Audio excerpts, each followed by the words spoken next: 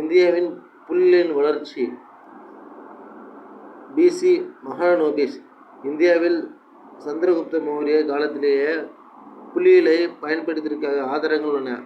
அவர் காலத்தில் பிறப்பு இறப்பு பதிவுகளை உள்ளடக்கிய உயிர் புள்ளியியல் பதிவேடுகள் பராமரிக்கப்பட்டு வந்தன. கிமு 300க்கு முன்பே இதை பற்றிய செய்திகள் கௌடியர்கள் அர்த்த சாஸ்திரத்தில் குறிப்பிட்டிருந்தன.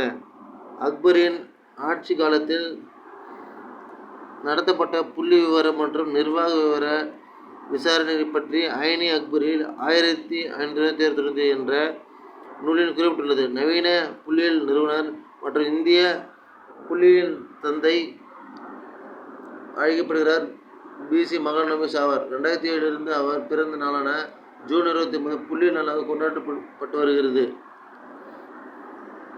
புள்ளியியல் என்ற பதம் தனிமை மற்றும் பன்மை என 2 வகைகளில் பயன்படுத்தப்படுகின்றன.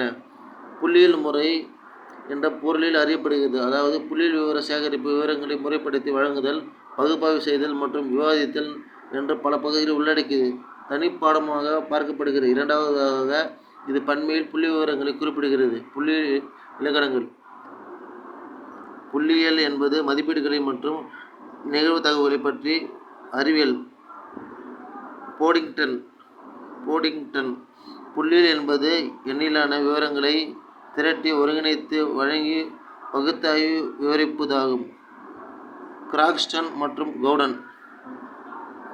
எழுச்சியாக இருப்பாருங்க.